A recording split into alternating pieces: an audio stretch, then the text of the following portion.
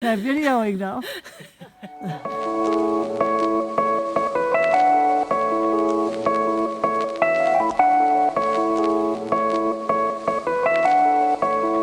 One, two, three, four! Good morning, YouTube. Thanks so much for coming by and welcome to my channel. It is officially peach season here in Utah, so we've got a vegan, gluten-free, low-sugar, brown sugar cake coming at you. Keep watching to see how.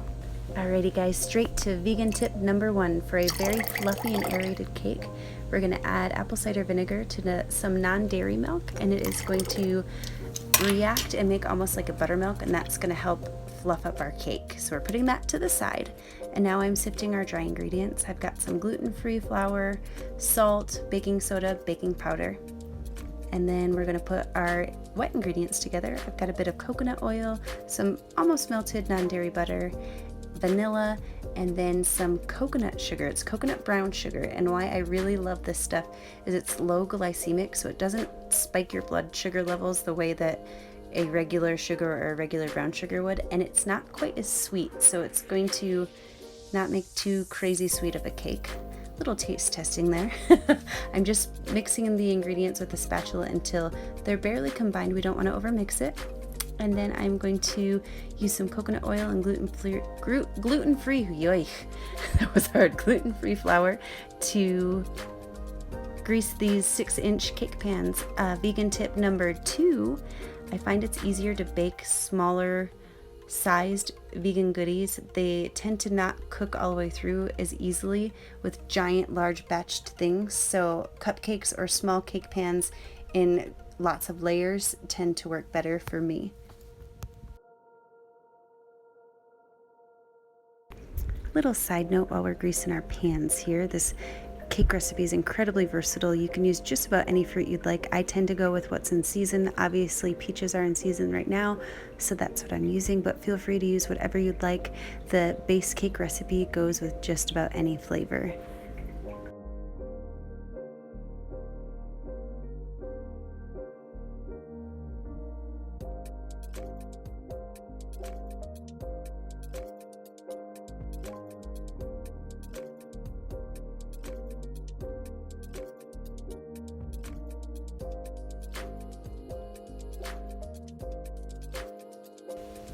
Okay, once we have our pans greased and floured, I'm going to pour the batter into both pans and throw it in the oven at 350 for about 40 minutes.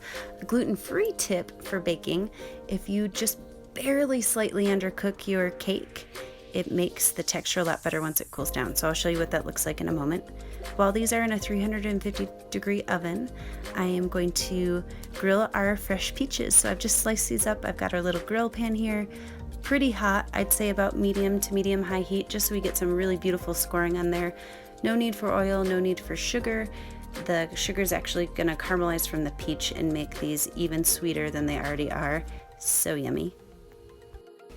It's not necessary to use a grill pan like this. You can use a frying pan. You can actually use a barbecue grill as well, whatever works for you. I just really love these grill marks that this pan makes. But we're just going to cook them until they're nice and caramely on each side, probably about 3 minutes each, and then we'll be ready to get our cake decorated.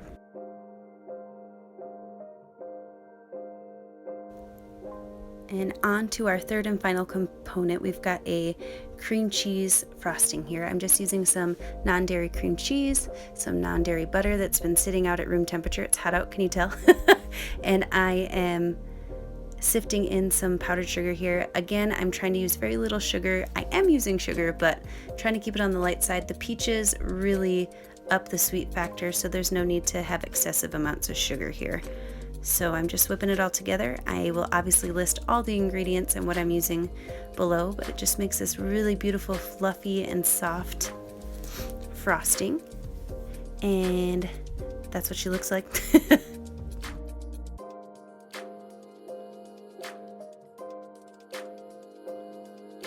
Look at these beauties, totally golden and done. I'm doing a little toothpick test here. Like I said, you just want it barely undercooked for a gluten-free baking. So where there's just little tiny bits attached there, that is perfection.